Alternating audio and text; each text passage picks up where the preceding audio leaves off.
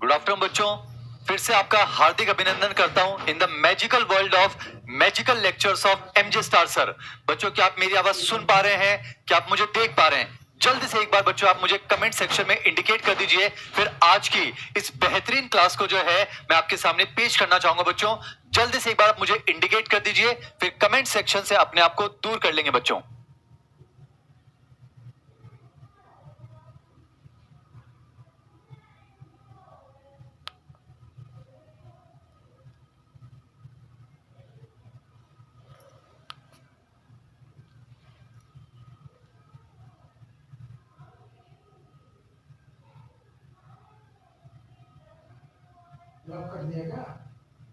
बच्चों टेस्ट का सिलेबस मैं आपको बता चुका हूं। 17th को बच्चों आपका माइनर टेस्ट रहेगा। 17th को बच्चे पूछ रहे हैं तो एक बार मैं कंफर्म कर देता हूं, कोई कंफ्यूजन मत रखिए बच्चों। 17th को जो है आपका माइनर टेस्ट रहेगा। मैं अपनी तरफ से सिलेबस आपको एक बार फिर से बता रहा हूं बच्चों, इत्मीनान से सुन लीजिए। Breathing and exchange of gases आएगा, respiratory system, body fluids and circulation, circulatory system, excretory products and their elimination यानी कि एक्सक्रीटरी सिस्टम, और इवोल्यूशन। बच्चों ह्यूमन हेल्थ एंड डिजीज को हम आपके टेस्ट में इंक्लूड नहीं कर रहे हैं। बच्चों मैंने आपको टेस्ट का सिलेबस बता दिया है, अब सिलेबस को लेकर जो है परेशान नहीं होना बच्चों।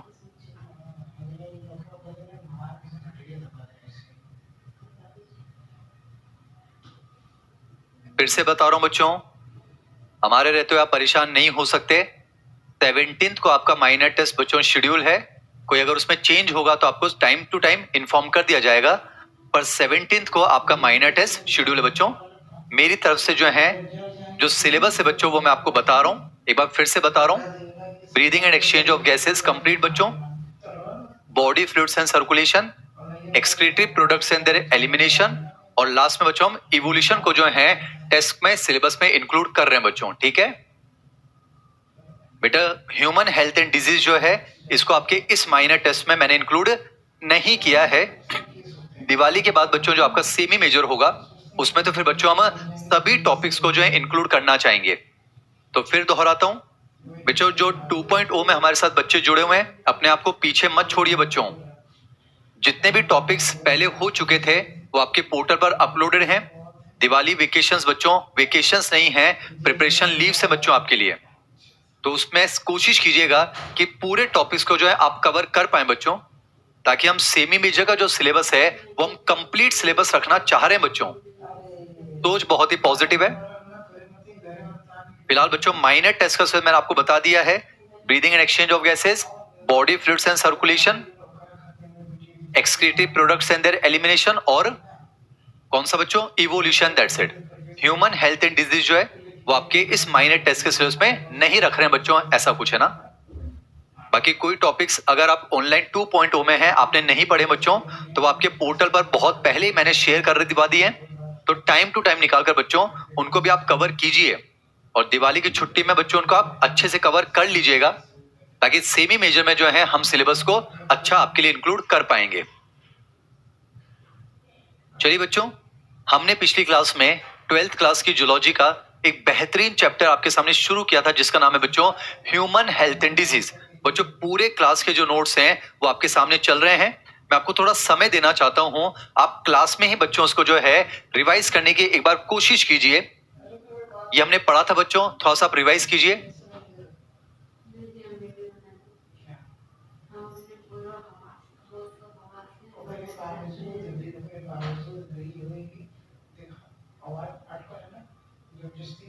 इसको रिवाइज कीजिए बच्चों, बहुत इत्मीनान से पढ़ेंगे बच्चों, मकसद मां होना चाहिए। कोशिश करेंगे क्लास में आपको जो है मैक्सिमम बातें याद हो जाए बच्चों ना। आप कमेंट सेक्शन से अपने आप को दूर कर लीजिए, फिर से उसी बेहतरीन अंदाज में जो है मैं आपको लेना चाहूंगा बच्चों, तो मेरे साथ जुड़ जाएंगे ना। याद कीजिए बच्चों, चैप्टर का नाम था ह्यूमन हेल्थ एंड डिजीज। 3 शब्द समझने बच्चों, human health and disease. Human का मतलब समझ में आ चुका बच्चों, मॉडर्न होमोसेपियन, यानी होमोसेपियन सेपियंस की बात कर रहे हैं, ठीक है बच्चों।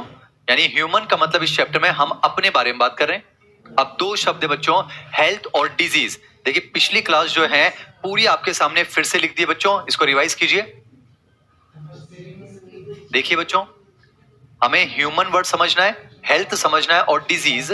ह्यूमन वर्ड तो क्लियर हो गया बच्चों। अब इस पेज पर जो भी बातें बच्चों वो हेल्थ को लेकर है, एक एक वर्ड एनसीईआरटी का है, एक बार आप ऑब्जर्व कीजिए बच्चों। याद कीजिए, अर्ली ग्रीक्स जैसे कि हिपोक्रेट्स और Indian Ayurvedic system of medicine, इन्होंने मिलकर एक हाइपोथेसिस दिया, गुड ह्यूमर हाइपोथेसिस, जिसने हेल्थ को डिफाइन करने की कोशिश करी बच्चों। और याद कीजिए विलियम हार्वे ने उसको डिस्प्रूव कर दिया, हम पढ़ चुके हैं पूरी एनसीईआरटी। फिर कुछ सालों के बाद, पूरा लेक्चर रिवाइज कर रहे हैं बच्चों ईमानदारी से ना, कुछ सालों के बाद बायोलॉजी ने क्या कहा कि हमारा जो माइंड है बच्चों, वो नर्वस सिस्टम और एंडोक्राइन सिस्टम की मदद से हमारे इम्यून सिस्टम को इन्फ्लुएंस करता है, और हमारा इम्यून सिस्टम जो है वो हमारी हेल्थ को मेंटेन करता है। ये बात बिल्कुल सही है बच्चों कि हमारा इम्यून सिस्टम हमारी हेल्थ को मेंटेन करता है, पर हम ये नहीं जानना चाह रहे थे फिलहाल कि कौन हमारी हेल्थ को मेंटेन करता है। हम ये जानना चाह रहे हैं कि हेल्थ कहते किसे। फिर यहां पर बच्चों हमने हेल्थ वर्ड लिखा, एंड एनसीईआरटी के हमने चारों पॉइंट्स यहां पर डिस्कस किए हैं। एक बार आप जल्दी से सोच लीजिए बच्चों। हेल्थ की डेफिनेशन हो चुकी है, मैं आपको समय दे रहा हूं बच्चों, आप सोचिए। हेल्थ की डेफिनेशन सोचिए। बेनिफिट्स ऑफ बीइंग हेल्दी, एक एक वर्ड एनसीईआरटी बच्चों। Factors affecting health and factors essential for achieving and maintaining good health. तो बच्चों ये हेल्थ को लेकर जो है एनसीईआरटी की सारी बातें हैं बच्चों।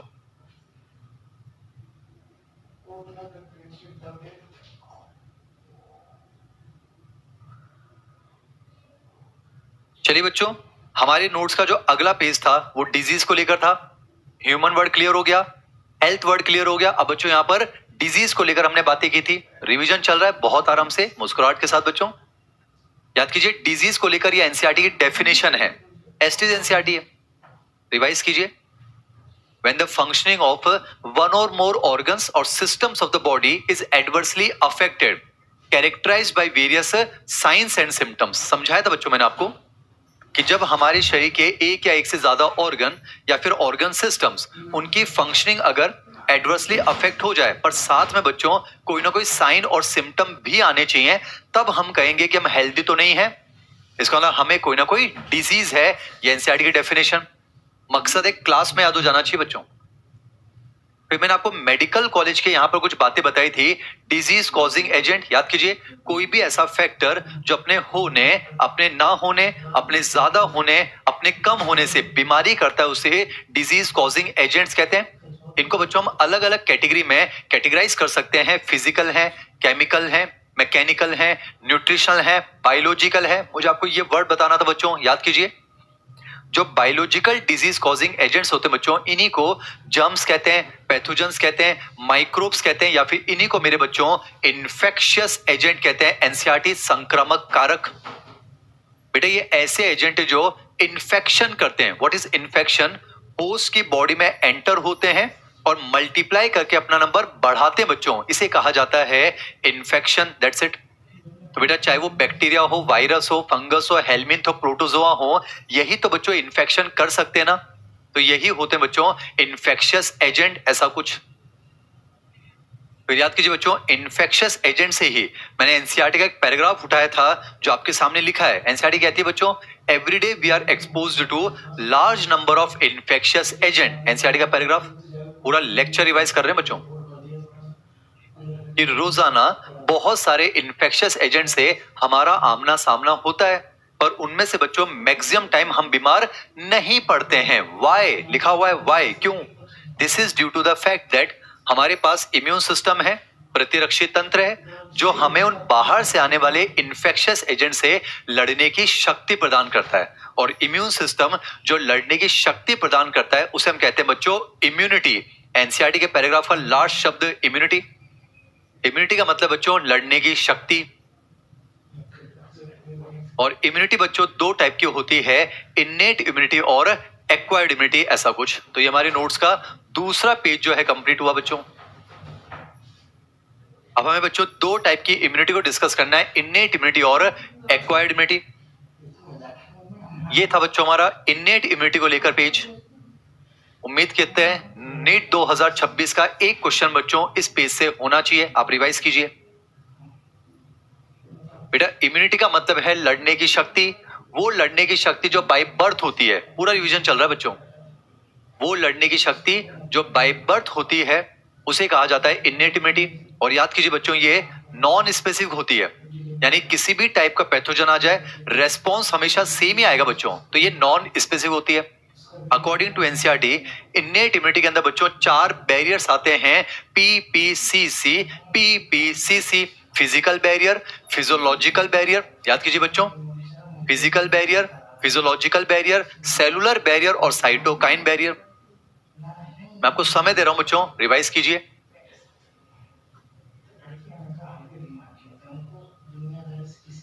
अगर आप लेट भी जुड़े हैं कोई दिक्कत नहीं है, अभी हम रिवाइज कर रहे हैं बेटा पिछली क्लास को, है ना।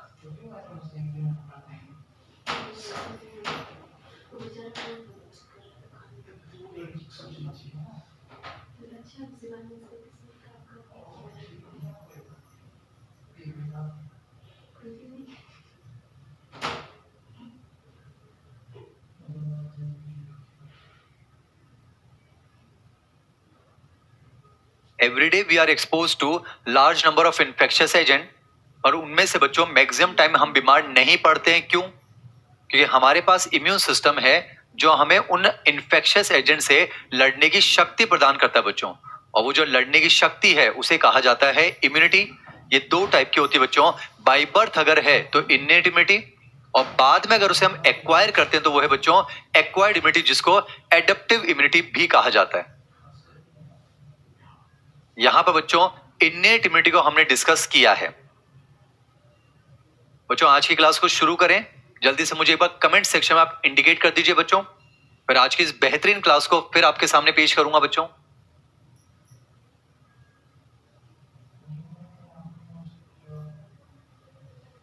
बच्चों पूरी क्लास मैंने आपको रिवाइज करवा दी।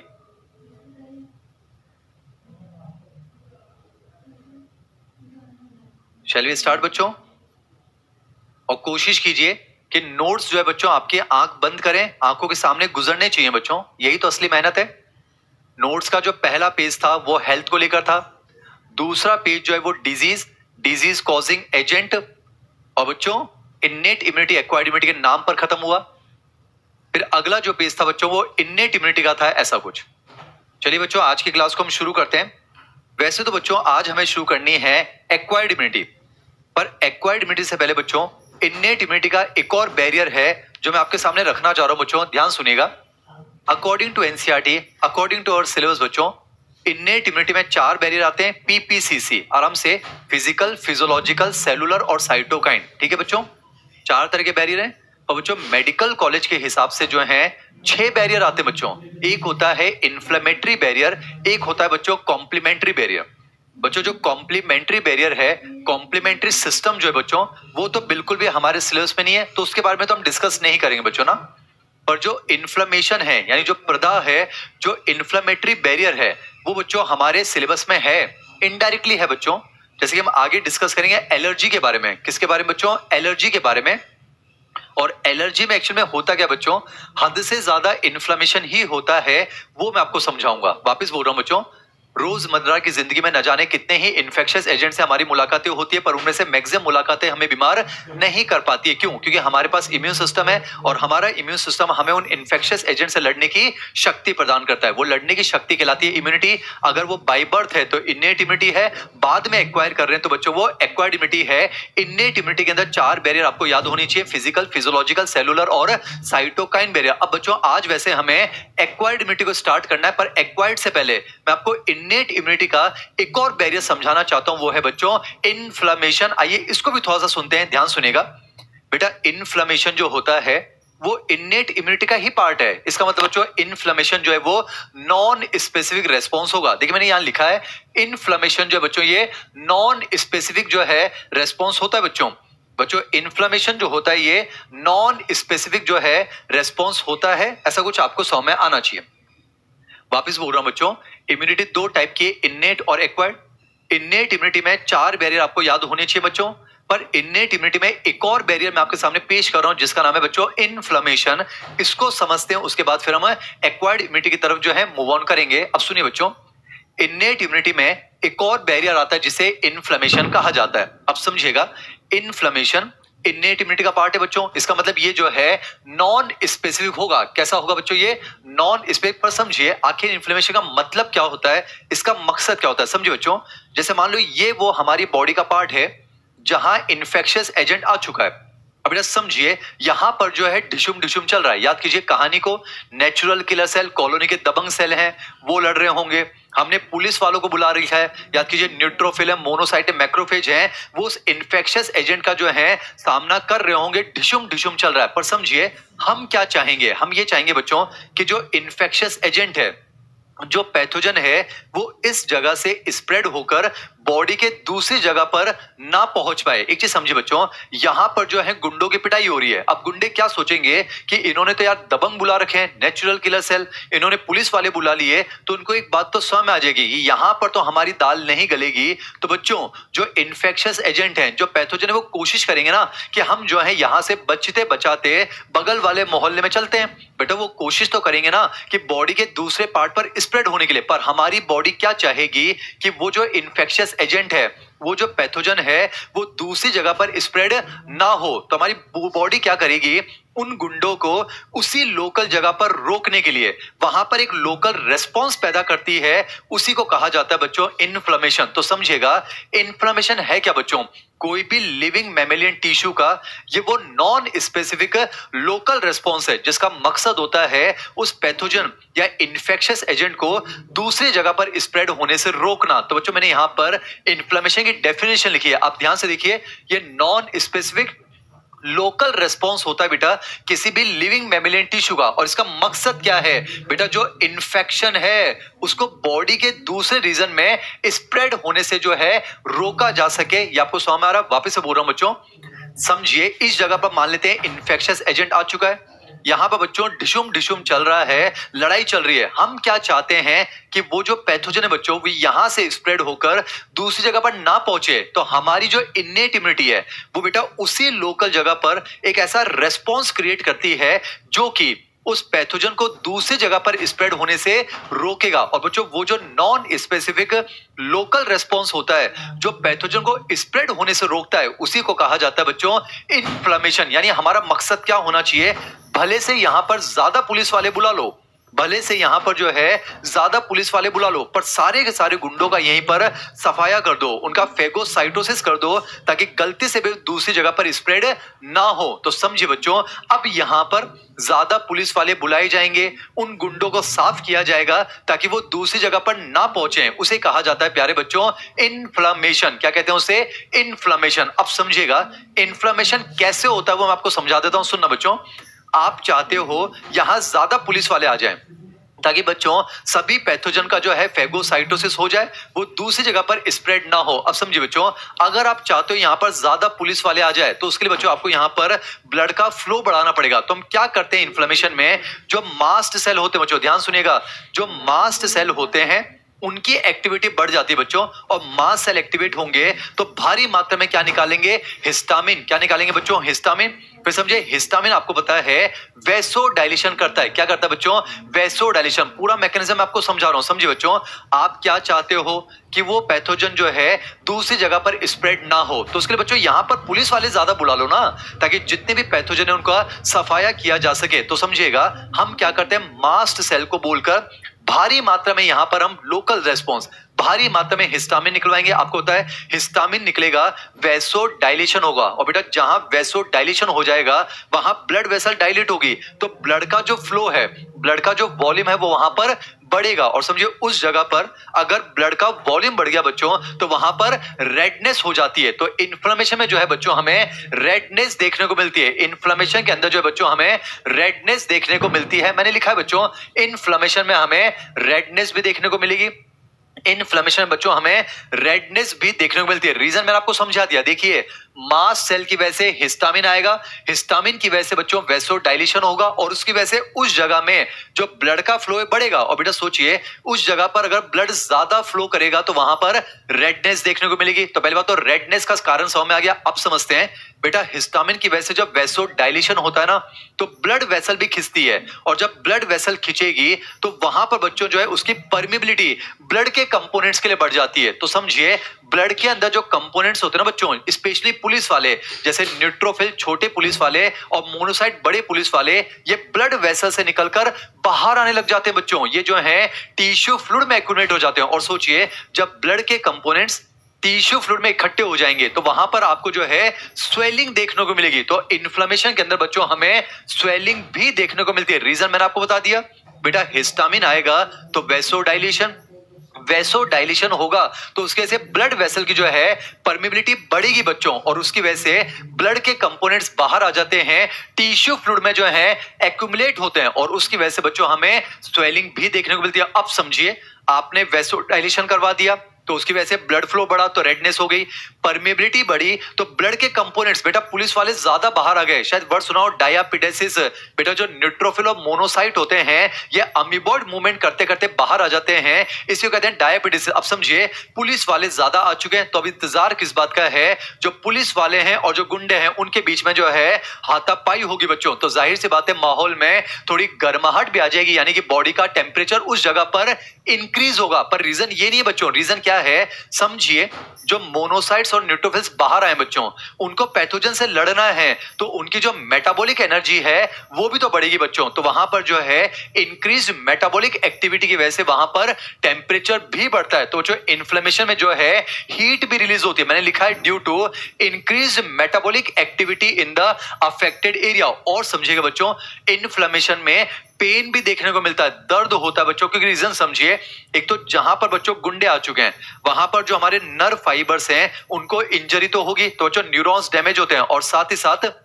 जो थोड़े बहुत लोकल टिश्यू डैमेज होंगे बच्चों, तो वो जो है मरते मरते जो है एक केमिकल रिलीज करते हैं बच्चों, प्रोस्टाग्लैंडिन। और ये प्रोस्टाग्लैंडिन जो है पेन रिसेप्टर्स को एक्टिवेट करता है और उसकी वजह से बच्चों दर्द का एहसास होता है, यानी कि पेन होता है। तो बच्चों इन्फ्लेमेशन में जो है पेन देखने को मिलता है। मैंने रीजन एक एक चीज का लिखा है।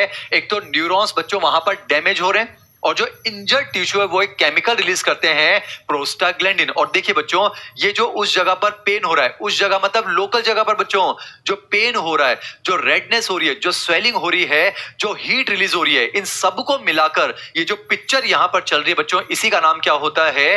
इन्फ्लेमेशन। क्या होता है बच्चों? इसी का नाम जो है वो इन्फ्लेमेशन होता है। अब एक चीज समझिएगा बेटा, इन्फ्लेमेशन के अंदर जो है वैसे 5 सिम्टम होते हैं। आप नीट के हिसाब से जो है 4 सिम्टम आपको याद होने चाहिए बच्चों। इन्फ्लेमेशन का मकसद समझ में आ गया? जो हमारे पैथोजन है उनको दूसरी जगह पर स्प्रेड होने से रोकने के लिए हमारी इन्नेट इम्यूनिटी उसी लोकल जगह पर एक जो नॉन स्पेसिफिक रेस्पॉन्स पैदा करती है, उसी को कहा जाता है इन्फ्लेमेशन। क्या कहते हैं बच्चों? इन्फ्लेमेशन। और इन्फ्लेमेशन में 4 सिम्टम आपको याद रखने हैं: पेन, रेडनेस, स्वेलिंग और हीट। बेटा एक चीज समझिए, ये तो लेटेस्ट शब्द हैं, पर इनके लिए बच्चों पुराने जमाने में कुछ शब्द यूज होते थे, हालांकि सिलेबस में नहीं है, पर मैंने लिख दिया बच्चों। जैसे कि पेन के लिए डॉलर शब्द यूज होता है बच्चों। आप रिलेट कर सकते हो, डॉलर मतलब पैसा, पैसा नहीं होगा तो दर्द तो बहुत होगा बच्चों। तो समझिए, पेन के लिए डॉलर याद रख सकते हैं। रेडनेस के लिए बच्चों रूबर या फिर एरिथेमा। स्वेलिंग के लिए बच्चों हम ट्यूमर बोलते हैं, और हीट के लिए हम कैलोर बोलते हैं। आपको तो ये याद रखना है, इन्फ्लेमेशन इन्नेट इम्यूनिटी का पार्ट है, नॉन स्पेसिफिक होता है, लोकल रेस्पॉन्स होता है। इसके अंदर पेन, रेडनेस, स्वेलिंग और हीट देखने को मिलती है। अब समझिए बच्चों, इन्फ्लेमेशन क्यों हो रहा है? ताकि उस पैथोजन को या उस इंफेक्शियस एजेंट को दूसरी जगह पर स्प्रेड होने से रोका जा सके। तो इसलिए बेटा इसी को जो है इन्फ्लेमेशन कहा जाता है। पर सबसे इंपॉर्टेंट बेटा, अगर आपसे ये पूछा जाए, अगर आपसे पूछा जाए कि इन्फ्लेमेशन का मेन सिम्टम क्या होता है, इसका जो है प्राइमरी सिम्टम क्या होता है, तो आंसर जाएगा बच्चों पेन है। बेटा पेन ही मेन है। No pain no gain. जब तक दर्द नहीं होगा कुछ हासिल नहीं होगा। तो समझे बेटा, मैंने लिखा है पेन जो है इट इज द प्राइमरी या फिर मेन सिम्टम। ऐसा मैं इसलिए कह रहा हूं बच्चों, क्योंकि आपने देखा इन्फ्लेमेशन में स्वेलिंग होती है, पर एक और स्वेलिंग होती है बेटा, उसे कहा जाता है इडिमा। समझाता हूं बच्चों। बच्चों इडिमा में भी जो है स्वेलिंग होती है, पर इडिमा जो है बेटा वो पेनलेस स्वेलिंग होती है। बेटा समझिए, हर सूजन इन्फ्लेमेशन हो ये जरूरी नहीं है बच्चों। ऐसी सूजन जिसमें दर्द नहीं है वो तो इडिमा है ना बच्चों, पर इन्फ्लेमेशन एक ऐसी सूजन है जिसमें दर्द होता है। यानी समझिएगा बच्चों, इन्फ्लेमेशन में स्वेलिंग तो हो रही है, पर बेटा इसमें दर्द होना चाहिए। यानी वेरी इंपॉर्टेंट, इन्फ्लेमेशन का मेन सिम्टम क्या है बच्चों? वो पेन होता है। तो पेन ही मेन होता है, ये आपको याद होना चाहिए। जैसे बेटा आपने देखा होगा, जब लाल चींटी काटती है ना, वो एक एलर्जिक सब्सटेंस अंदर डालती है बेटा, फॉर्मिक एसिड।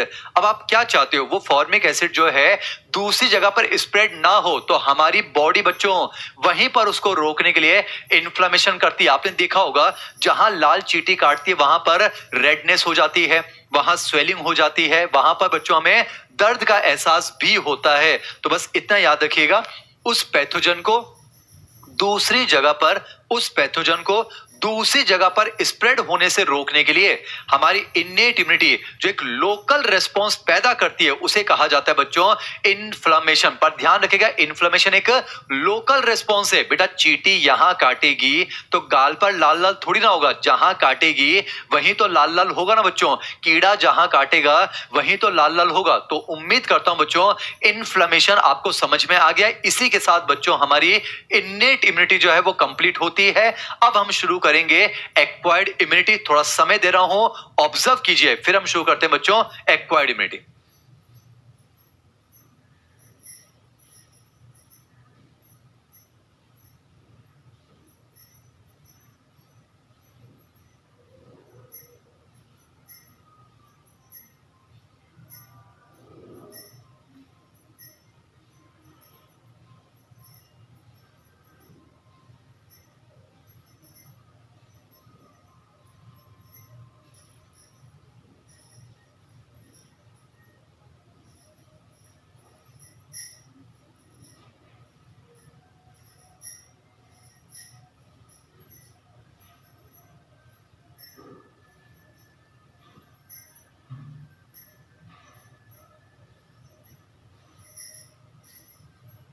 चलिए बच्चों, कहानी को मैं आपके लिए आगे ले चलता हूं।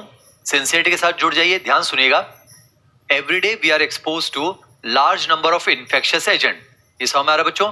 इन्फेक्शियस एजेंट मतलब कोई भी ऐसा एजेंट जो इन्फेक्शन करे, बॉडी में एंटर हो और अपना नंबर बढ़ाए, उसी को कहते हैं इन्फेक्शन। और ये जो है बच्चों, बैक्टीरिया कर सकते हैं, वायरस कर सकते हैं, फंगस कर सकते हैं, प्रोटोजोन्स कर सकते हैं, हेलमिंथ कर सकते हैं, ऐसा कुछ। तो उम्मीद करता हूं समझ में आ रहा है बच्चों। Everyday we are expose to large number of infectious agent. बहुत सारे इन्फेक्शियस एजेंट से हमारा आमना सामना होता है, पर उनमें से मैक्सिमम मुलाकातें हमें बीमार नहीं कर पाती हैं। क्यों? क्योंकि हमारे पास बच्चों इम्यून सिस्टम है, और हमारा इम्यून सिस्टम हमें उन पैथोजन से लड़ने की शक्ति प्रदान करता है। वो लड़ने की शक्ति कहलाती है बच्चों इम्यूनिटी। अब बच्चों, अगर वो नॉन स्पेसिफिक है तो इन्नेट इम्यूनिटी जो है अब वो कंप्लीट होता है। चलिए आज बच्चों, अब आपके सामने पेश करने जा रहा हूं एक्वायर्ड इम्यूनिटी। अब इसको थोड़ा ध्यान से सुनिएगा ना। अब सही मायने बच्चों चैप्टर शुरू हो रहा है, मेरे साथ जुड़ जाइए, सुनिए। अब आज मैं आपके सामने शुरू कर रहा हूं बच्चों एक्वायर्ड इम्यूनिटी। अब समझिएगा बेटा, इम्यूनिटी मतलब लड़ने की शक्ति, पर आपकी इन्नेट इम्यूनिटी आपको कौन प्रोवाइड कर रहा है बच्चों? वो जो लड़ने की शक्ति है वो हमारी स्किन प्रोवाइड कर रही है, याद कीजिए। म्यूकोसा प्रोवाइड कर रही है बच्चों, वहां पर एनके सेल आते हैं, वहां पर बच्चों न्यूट्रोफिल्स आते हैं, मोनोसाइट्स आते हैं, मैक्रोफेजेस आते हैं। ये तो समझ आ रहा है बच्चों, यानी कि आपकी जो इन्नेट इम्यूनिटी है, वो लड़ने की शक्ति, ये सब आपको प्रोवाइड करते हैं बच्चों। तो जो आपकी एक्वायर्ड इम्यूनिटी है, ये इम्यूनिटी आपको कौन प्रोवाइड करता है? ये हमें प्रोवाइड करते हैं बच्चों कौन? टी सेल्स और बी सेल्स। कौन प्रोवाइड करते हैं बच्चों? टी सेल्स और बी सेल्स। इत्मीनान से सुनिएगा बेटा, जब मैं टी सेल कह रहा हूं मतलब मैं टी लिम्फोसाइट की बात कर रहा हूं। जब मैं बी सेल कह रहा हूं इसका मतलब बच्चों मैं बी लिम्फोसाइट की बात कर रहा हूं। थोड़ा सा सर्कुलेशन का आइडिया होना चाहिए बच्चों, याद कीजिए। चाहे वो टी लिम्फोसाइट हो, चाहे वो बी लिम्फोसाइट हो बच्चों, चाहे टी लिम्फोसाइट हो, चाहे वो बी लिम्फोसाइट हो, है क्या बच्चों? डब्ल्यूबीसी है। और डब्ल्यूबीसी जो है वो ब्लड के सेल होते हैं, जैसे आरबीसी है, डब्ल्यूबीसी है। तो अब ध्यान से सुनिएगा बच्चों, इन्नेट इम्यूनिटी लड़ने की शक्ति आपको कौन दे रहा है? स्किन दे रही है, म्यूकोसा दे रहा है, फीवर दे रहा है, पीएच दे रहा है, सिक्रेशन दे रहा है, नेचुरल किलर सेल दे रहे हैं, न्यूट्रोफिल्स दे रहे हैं, मोनोसाइट्स दे रहे हैं, मैक्रोफेजेस। बेटा ये सब तो वो हैं जो आपको इन्नेट इम्यूनिटी प्रोवाइड करते हैं। तो एक्वायर्ड इम्यूनिटी जो है बच्चों, ये कौन प्रोवाइड करते हैं हमें? टी लिम्फोसाइट और बी लिम्फोसाइट। अब समझिएगा, मेरे नोट्स को फॉलो कीजिए बच्चों। इन्नेट इम्यूनिटी लिखा था, वहां उसकी हमने प्रॉपर्टीज पहले पढ़ी थी। तो आज हमने एक्वायर्ड इम्यूनिटी लिखा है, तो पहले बच्चों मैं आपको एक्वायर्ड इम्यूनिटी की प्रॉपर्टीज बताना चाहूंगा। एज इट इज एनसीईआरटी है बेटा, बहुत मेहनत चल रही है। एक्वायर्ड इम्यूनिटी की क्या प्रॉपर्टीज हो सकती हैं? एज इट इज बच्चों एनसीईआरटी है, आपको याद भी होना चाहिए। एक्वायर्ड इम्यूनिटी की 4 प्रॉपर्टी बच्चों, पहले नाम देख लेते हैं। डाइवर्सिटी है, discrimination between self and non self है, स्पेसिफिसिटी है, और इम्यूनोलॉजिकल मेमोरी है। बेटा यहां पर आपकी मेमोरी की बात नहीं हो रही है, हमारी मेमोरी तो सेरिब्रम, सेरिब्रल कॉर्टेक्स, एसओसी है। यहां पर बच्चों ये इम्यून सिस्टम की मेमोरी की बात हो रही है। अब ध्यान सुनिएगा, फिर से बच्चों मैं आपको जो है कहानी के माहौल में ले चलता हूं, समझिएगा।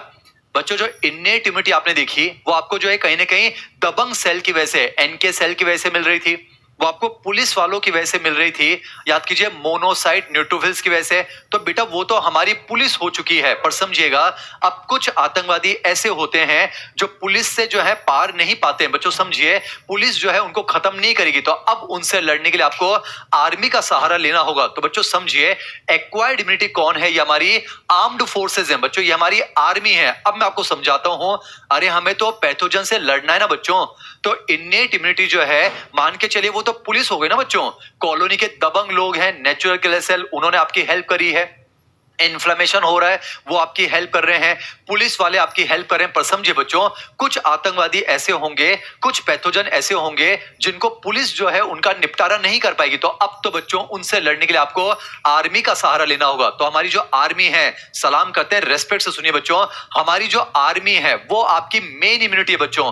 तो वो जो आर्मी है वो क्या है? एक्वायर्ड इम्यूनिटी है। अब सुनिएगा बच्चों, हमारी आर्मी के जो जवान हैं वो 2 तरह के हैं, एक टी सेल है और एक बी सेल है। चलिए बच्चों, अब मैं आपको जो है पहले आर्मी की प्रॉपर्टी समझाता हूं। बच्चों मैंने आपको इन्नेट इम्यूनिटी की प्रॉपर्टी समझाई, अब हमारी जो आर्मी है बच्चों, हमारी जो एयर फोर्स है, हमारी जो इंडियन आर्मी है, उनकी प्रॉपर्टी मैं आपको समझाता हूं। सुनिएगा बच्चों, आर्मी के जो जवान है ना बच्चों, इनकी 4 प्रॉपर्टी है। जैसे कि पहला क्या है? डाइवर्सिटी। इसका मतलब ये हुआ बच्चों कि हमारे जो टी सेल्स और बी सेल्स होते हैं, एक एक वर्ड एनसीईआरटी का बच्चों, एक्वायर्ड इम्यूनिटी का मतलब क्या हो गया? आर्मी। चेहरे पे मुस्कुराहट आ जाएगी बच्चों। एक्वायर्ड इम्यूनिटी का मतलब आर्मी है बेटा। इन्नेट इम्यूनिटी के अंदर हमने जो है दबंग सेल की बात कर ली, हमने पुलिस वालों की बात कर ली, फेगोसाइट्स की बात कर ली, पर बेटा कुछ आतंकवादी ऐसे होंगे जो इनके कंट्रोल में नहीं आएंगे। तो अब आपको आर्मी का सहारा लेना होगा, और आर्मी के जो जवान हैं वो टी सेल और बी सेल हैं। अब सुनिएगा बच्चों, आइए पहले समझते हैं आर्मी की प्रॉपर्टी। तो पहली प्रॉपर्टी बच्चों, डाइवर्सिटी। इसका मतलब ये हुआ, हमारी जो आर्मी होती है ना बच्चों, जो टी सेल्स और बी सेल्स होते हैं, ये अलग अलग टाइप के गुंडे को पहचान सकते हैं बच्चों। डाइवर्सिटी, विविधता है बेटा। डाइवर्सिटी का मतलब क्या है? T cells and B cells can recognise vast variety of microorganism. तो बच्चों मैंने यहां लिखा है डाइवर्सिटी का मतलब क्या है? T cells and B cells can recognise vast variety of microorganism. अरे समझिए बच्चों, जैसे हम बात कर रहे हैं आर्मी की बच्चों, ये जो है अलग अलग टाइप के गुंडे को पहचान सकते हैं। डाइवर्सिटी है बेटा। इनको शक्ल देखकर पता चल जाता है क्या ये तो छोटा मोटा जेब कतरा है, नहीं भाई साहब ये थोड़ा बड़ा बदमाश लग रहा है, अरे भाई साहब ये तो आतंकवादी है। यानी समझिए बेटा, आर्मी की ट्रेनिंग इतनी सख्त होती है, इनको बच्चों, इनको प्रैक्टिस है, ये अलग अलग टाइप के गुंडे को पहचान सकते हैं, यानी कि डाइवर्सिटी है। समझिए बच्चों, डाइवर्सिटी मतलब बेटा ये बैक्टीरिया, वायरस, फंगस सबको पहचान सकते हैं। बैक्टीरिया में भी अलग अलग टाइप के, कि यार ये तो स्ट्रेप्टोकोकस है, ये वाला स्टेफाइलोकोकस है, ये क्लोस्ट्रीडियम है। यानी समझिए बच्चों, डाइवर्सिटी का क्या मतलब है बच्चों? समझिए, आर्मी की बात कर रहे हैं बेटा। आर्मी जो है अलग अलग टाइप के गुंडे को शक्ल से पहचान लेती है कि ये तो छटा हुआ बदमाश है, ये तो छोटा सा जेब कतरा है, ये तो कॉलेज का गुंडा है, नहीं भाई साहब ये तो आतंकवादी है। समझिए, आर्मी जो है वो डाइवर्स टाइप के ऑर्गेनिजम्स को पहचान सकती है। ये कहलाता बच्चों डाइवर्सिटी। पहली प्रॉपर्टी से हम आगे, अगला समझिएगा बच्चों, आर्मी की खास बात समझिए बच्चों, ये अलग अलग टाइप के गुंडों को तो पहचानती है डाइवर्सिटी, पर बच्चों इसको अपना रेस्पॉन्स देने से पहले ये भी कंफर्म करना होता है कि कौन अपना है और कौन पराया है। बेटा समझिए इसको, अपने में यानी सेल्फ, और पराये में यानी कि नॉन सेल्फ। कौन अपना दोस्त है, फ्रेंड है, कौन अपना दुश्मन है, एनिमी है। बेटा एक चीज समझिए, ये अलग अलग टाइप के गुंडे को पहचानती है, यानी कि डाइवर्सिटी। पर बच्चों इसको जो है अपने पराये में भी डिफरेंस करना आता है। एक चीज समझिए बच्चों, मैं आपको एक चीज समझाता हूं, कहानी के अंदाज में पढ़ते हैं। समझिए, यहां पर बच्चों जो हथियार है ना वो बड़े टाइप के हैं, वो खतरनाक है। बेटा समझिए, पुलिस को जो है हमने जो है लाठी दे रखी है, कोई डिसरेस्पेक्ट नहीं है, पर आपको समझाने के लिए मकसद मां होना चाहिए। समझिए बच्चों, पुलिस को तो आपने लाठी दे रखी है, तो पुलिस को जब आदेश मिलता है कि आप जो है लाठी चार्ज कीजिए, तो वो पहचानने की कोशिश नहीं करते कि कौन अपना है कौन पराया है, वो तो बच्चों डंडा घुमाते हैं। तो समझिए, गुंडे को लाठी पड़ती है तो कोई हिंदुस्तानी है भोला भाला, उसको भी तो लाठी पड़ती है, क्योंकि समझिए यहां लाठी है बच्चों। अगर किसी अपने को अगर पड़ भी गई तो मरेगा नहीं ना, ज्यादा सूजन आएगी। पर समझिए बच्चों, आर्मी की बात चल रही है, इनके हथियार जो हैं भयंकर है बच्चों, इनके पास जो है बंदूकें हैं, इनके पास तोप है, और समझिए बच्चों बिना जान पहचान की गोली थोड़ा मार सकते हैं। पता चला गोली मार दी, उसके बाद पूछ रहे हैं कि हाँ भाई साहब बताइए आप हिंदुस्तानी थे या पाकिस्तानी थे, आप अपने थे या आतंकवादी। ऐसा नहीं होगा बच्चों। अरे गोली मारने के बाद थोड़ा पूछा जाएगा। मैं आपको एक चीज समझाता हूं, जितने बड़े हथियार होंगे रेस्पॉन्सिबिलिटी उतनी ही ज्यादा होती है। बहुत साल पहले बच्चों एक मूवी आई थी स्पाइडरमैन, उसमें बहुत खूबसूरत लाइन थी, मुझे तो बहुत पसंद है, शायद आपने वो देखा हो बच्चों, देखनी नहीं है। एक खूबसूरत लाइन उसमें लिखी हुई थी, with great power comes great responsibility. मतलब जितनी बड़ी शक्ति है उतनी बड़ी जिम्मेदारी भी तो है। तो हमारे पास शक्ति है तो आपके सिलेक्शन की जिम्मेदारी पर जो है उसको खर्च कर रहे हैं। समझिए बच्चों, अरे आर्मी जो है अलग अलग टाइप के गुंडों को पहचान सकती है बच्चों। आर्मी जो है वो अलग अलग टाइप के गुंडों को पहचान सकती है, मतलब डाइवर्सिटी। पर बच्चों इनको जो है रेस्पॉन्स देने से पहले अपने पराये में भी तो डिफरेंस पता करना होता है। बेटा बिना डिफरेंस के अगर गोली मार देंगे तो गोली मारने के बाद थोड़ा ना पूछेंगे कि आप हिंदुस्तानी हो या पाकिस्तानी हो। तो समझना बच्चों, अगर मैं बात करूं आर्मी की, तो इसकी एक प्रॉपर्टी क्या है, इनकी क्या प्रॉपर्टी है, कौन सेल्फ है और कौन नॉन सेल्फ है, उसमें डिफरेंशिएट करना भी इनको आता है। तो ये प्रॉपर्टी समझ आ गई। अब समझिए बच्चों, एक बार अगर इनको पता चल जाए कि हाँ यार ये जो है ये अपना नहीं है ये पराया है, तो तो बेटा जिस गुंडे को कैसे मारना है उसके हिसाब से रेस्पॉन्स देती है ना बच्चों, यानी कि specificity.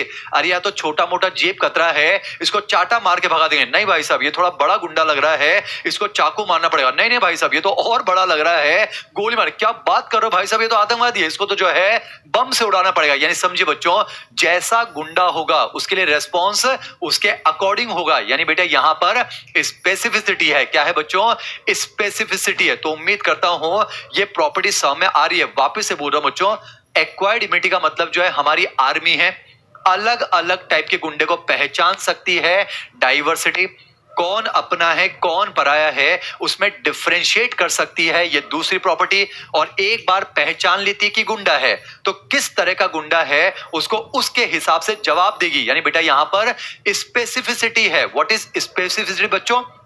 Specific response for every specific pathogen. अब समझाता हूं बच्चों, अगली जो प्रॉपर्टी है बेहद इंपॉर्टेंट है, इसको ध्यान सुनिएगा बेटा। आर्मी की अगली प्रॉपर्टी है बेटा स्मृति, यानी मेमोरी। बेटा आर्मी जो है वो याद रखती है। बेटा आर्मी भूलती नहीं है। पुलिस तो एक बार डंडा मारती है उसके बाद भूल जाती है, पर बच्चों आर्मी है ये जो है हर चीज को याद रखती है, इसकी मेमोरी है। अब क्या मेमोरी है, मुस्कुराहट के साथ समझ में आ जाएगा। यहां पर बच्चों मैं आपको ग्राफिकली समझाता हूं, मैंने एक ग्राफ बनाया है, मेरे साथ जुड़ जाइए बच्चों। मैं आपको ग्राफिकली जो है समझाने की कोशिश कर रहा हूं। देखिएगा इधर बच्चों मैंने टाइम लिखा है, एक्स एक्सिस पर जो है मैंने टाइम लिखा है, वाई एक्स पर मैंने लिखा है intensity of acquired immune response. बेटा समझिएगा, इधर तो मैंने टाइम लिखा है, क्लास में समझ में आएगा बच्चों। इधर मैंने लिखा है कि आखिर आर्मी का जो रेस्पॉन्स होगा उसकी क्या इंटेंसिटी है, कि वो कम इंटेंसिटी का है ज्यादा का, वो मैंने यहां लिखा है। अब ग्राफ को समझिएगा।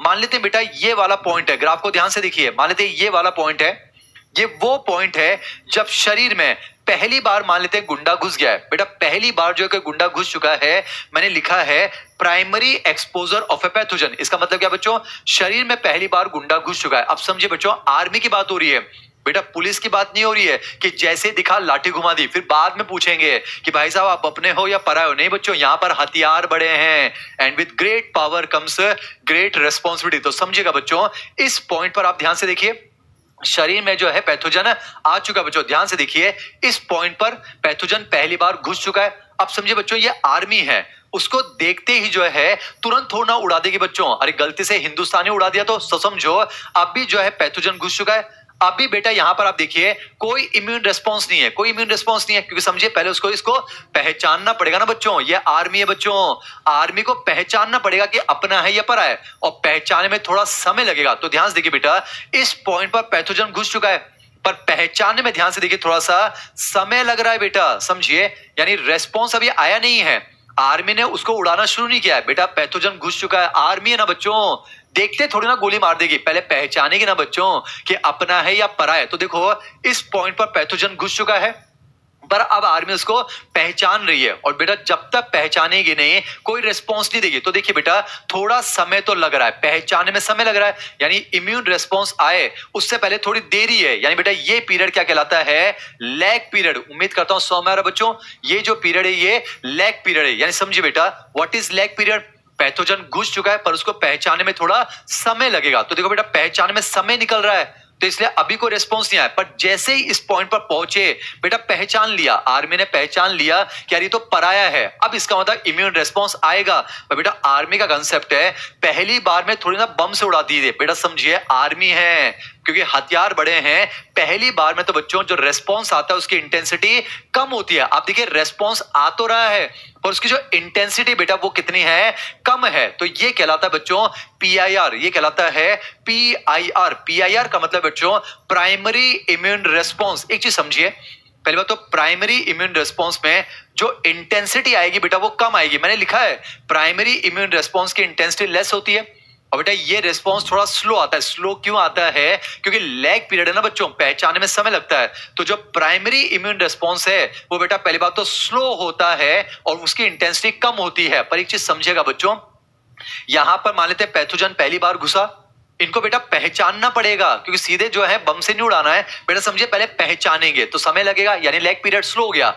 और एक बार पहचान लिया बच्चों तो रेस्पॉन्स बिल्कुल एक्सट्रीम नहीं देना होता है। बेटा आर्मी का कंसेप्ट है, मान लेते सरहद पार से कोई आता हो दिख भी गया, तो पहली बात तो उसको पहचानते बच्चों, बाइनोकुलर से पहचानते हैं हिंदुस्तानी पाकिस्तानी, थोड़ा समय लगेगा पर बेटा हर पाकिस्तानी आतंकवादी हो ये भी तो जरूरी नहीं है बच्चों। तो समझिए पहले ये रेस्पॉन्स देंगे उसको, एक बार पता चल गया कि पाकिस्तानी है, समझो बच्चों एक बार पता चल गया पाकिस्तानी है यानी कि अपना तो नहीं है, पर इसका मतलब थोड़े कि देखते बम से उड़ा देंगे, पहली बार जो रेस्पॉन्स देते हैं वो कम देंगे, अरे 3-4 थप्पड़ मार के भगा देंगे कि सुन लो बेटा दोबारा जो है हमारी सरहद पार मत करना, जाओ जाओ जाओ वापिस चले जाओ, दोबारा दिख गए ना बेटा तो ध्यान रखना फिर सीधे बम से उड़ा देंगे, फिर हमको मत बोलना, तो एक काम करो अभी तो तुम जाओ। यानी समझिए एक बार पता चल गया पाकिस्तानी है तो थप्पड़ मारकर भगा दिया ना, बम से थोड़ा ना उड़ाए। यानी बेटा समझिए पहचानने में समय लगा यानी लैग पीरियड तो स्लो हो गया, और रेस्पॉन्स की इंटेंसिटी जो है वो कम है, अभी से थप्पड़ मारकर भगा दिया है कि बेटा दोबारा इधर दिख मत जाना, चले जाओ, दोबारा अगर दिख गए मां कसम है जो है तुम्हें बम से उड़ा देंगे क्योंकि हम तुम्हें याद रखेंगे। अब समझिए बच्चों यानी कि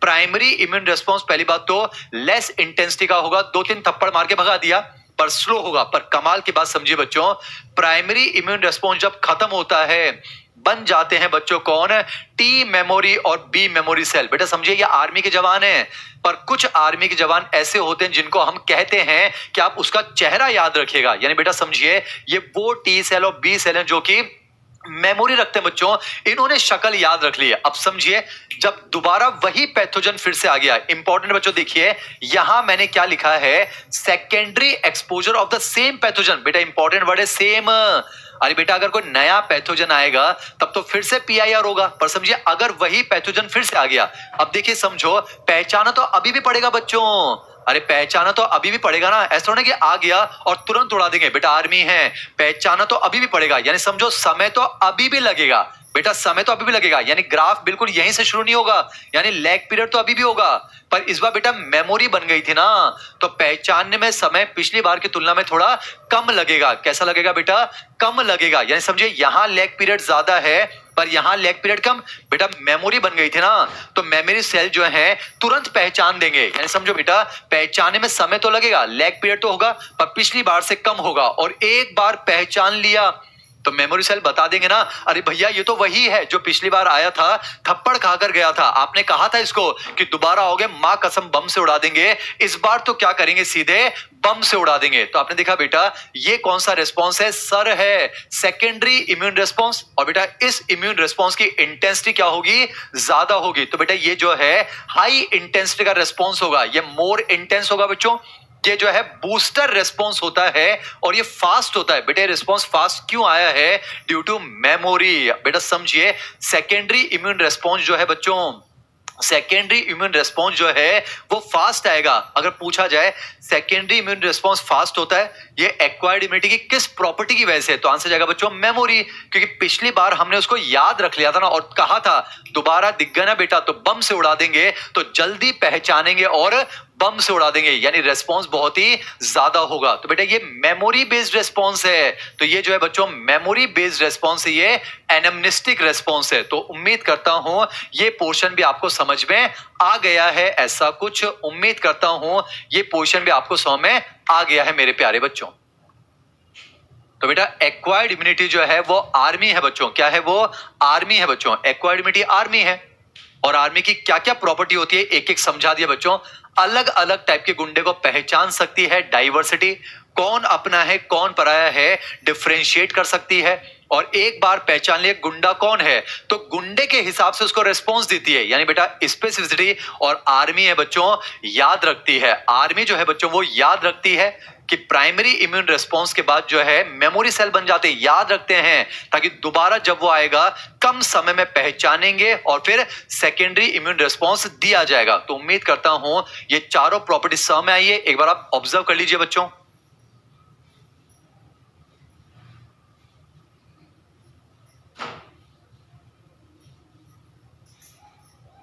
श्रेयांश लिख रहा है सर इससे बेहतर हमने आज से पहले कभी नहीं पढ़ा, आप बेस्ट हो। अल्फिजा लिख रही है ऑसम सर।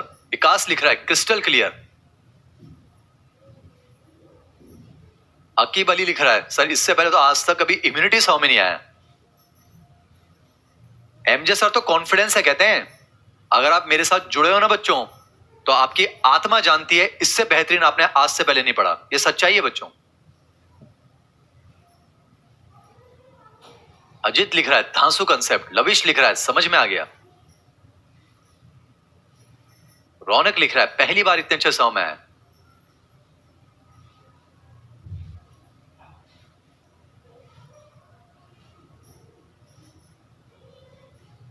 बच्चों ये तो मैंने आपको समझा दिया। अब मैं आपको एक पॉइंट और समझा रहा हूं बच्चों, उसका हमारे सिलेबस से कोई लेना देना नहीं है। और बच्चों आपसे मेडिकल कॉलेज में पूछा जा सकता है। बच्चों मैं इस सोच के साथ पढ़ाता हूं कि आप सेलेक्ट होंगे तो जिंदगी भर का साथ निभाना बच्चों। तो मैं आपको यहां पर एक चीज बता देता हूं, ये वहां पर काम आएगा। अब सुन लेना बच्चों, बेटा अलग अलग पैथोजन के लिए जो मेमोरी बनती है ना बच्चों, उसकी ड्यूरेशन भी जो है अलग अलग होती है बच्चों। बेटा अलग अलग पैथोजन के लिए जो मेमोरी बनती है ना बच्चों, वो उसकी ड्यूरेशन अलग अलग होती है।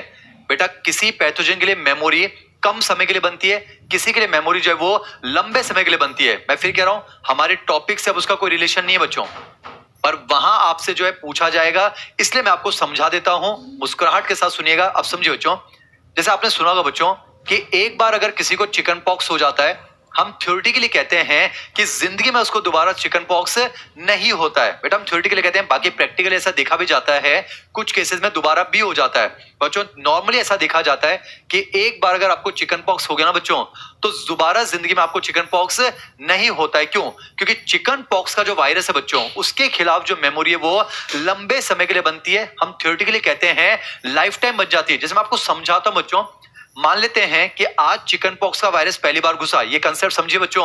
मान लेते हैं बच्चों इस पॉइंट पर चिकन पॉक्स का वायरस घुसा, उसका नाम है बच्चों वेरिसेला जोस्टर। प्लीज समझिएगा, मान लेते हैं वो वायरस आज पहली बार घुसा।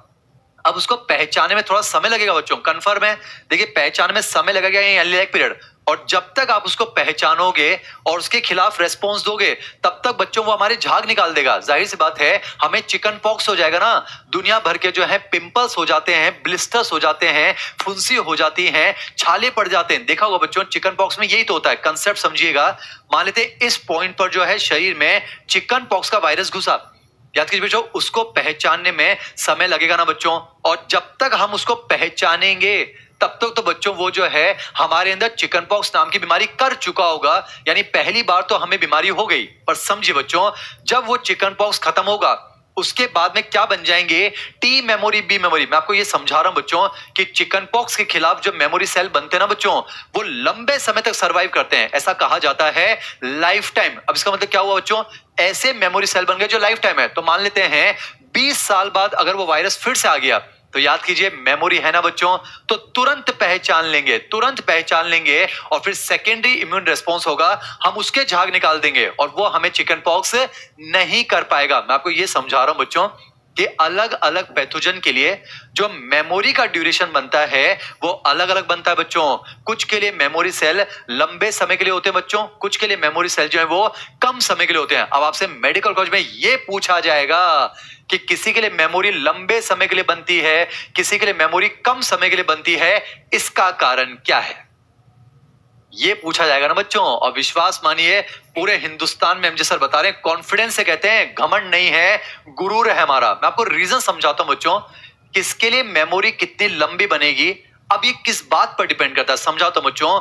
ये इस बात पर डिपेंड करता है कि पहली बार उस पैथोजन और इम्यून सिस्टम के सेल के बीच में जो इंटरेक्शन हुआ है उसकी इंटेंसिटी कैसी थी। बेटा समझिए, पहला इंटरेक्शन अगर दमदार हो गया तो फिर लंबे समय तक याद रहेगा, पर पहला इंटरेक्शन अगर दमदार नहीं हुआ तो लंबे समय तक याद रखने की जरूरत नहीं। जैसे फॉर एग्जांपल समझाता हूं बच्चों, मान लेते हैं कोई आतंकवादी आया, मान लेते हैं इंडियन आर्मी ने उसको 2 थप्पड़ मारे और कहा चले जाओ, चला गया, इतना आज्ञाकारी आतंकवादी। तो समझे बच्चों, ऐसे आतंकवादी को इंडियन आर्मी लंबे समय तक याद नहीं रखेगी, क्योंकि पहली मुलाकात दमदार नहीं हुई ना। बेटा बॉडी को 100 में आ गया, इसका मतलब ये कुछ खास आतंकवादी नहीं था। अरे 2 थप्पड़ खाए, हमने कहा चले जाओ और वो चला गया। तो बच्चों पहली मुलाकात ही दमदार हुई नहीं, तो उसको लंबे समय तक याद रखने की जरूरत नहीं है। पर मान लेते हैं कल को कोई आतंकवादी आया, मान लो इंडियन आर्मी ने थप्पड़ मारे, उसने चाकू मार दिया, हमने गोली मारी, उसने बम फेंका। बेटा पहली मुलाकात जो है भयंकर हो गई, तो अब इंडियन आर्मी उसको लंबे समय तक याद रखेगी। हाँ यार भाई साहब ये थोड़ा खतरनाक है, इसको तो याद रखो, ताकि दूसरी बार जब ये आ जाए मां कसम इसको सीधे बम से उड़ाना है। मैं आपको ये समझा रहा हूं बच्चों कि जिस पैथोजन से पहला जो इंटरेक्शन है उसकी इंटेंसिटी पर डिपेंड करता है उसके लिए मेमोरी कितनी बनेगी। यानी बेटा समझिए, जितना गहरा प्यार होगा उतनी लंबी यादें होंगी ना बच्चों। मैं पर्सनल नहीं हो रहा हूं, उम्मीद करता हूं आपको 100 में आ रहा है बच्चों। बेटा पहला प्यार जितना गहरा होगा यादें उतनी ही लंबी चलती हैं। चेहरे पे मुस्कुराहट आ रही है बच्चों?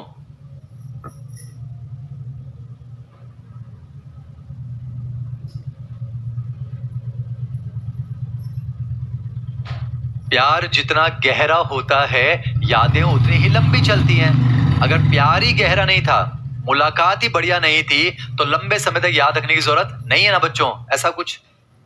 तो यहां पर बच्चों मैंने आपको एक्वायर्ड इम्यूनिटी की जो है प्रॉपर्टीज बता दी है। अब हम आगे कंटिन्यू करते हैं बच्चों।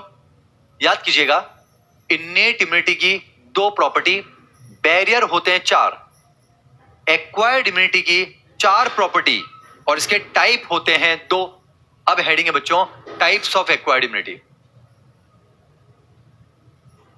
एकांश राजपूत लिख रहा है सर मम्मी सुन रही है। कोई बात नहीं जी, कोई बात नहीं। आपके साथ साथ मम्मी के चेहरे पे भी मुस्कुराहट आ जाएगी। हम तो मुस्कुराहट की वजह बच्चों। MJ sir is the connecting link between you and your मुस्कुराहट। अगर मम्मी जी के चेहरे पे भी मुस्कुराहट आ रही है तो अच्छी बात है बच्चों।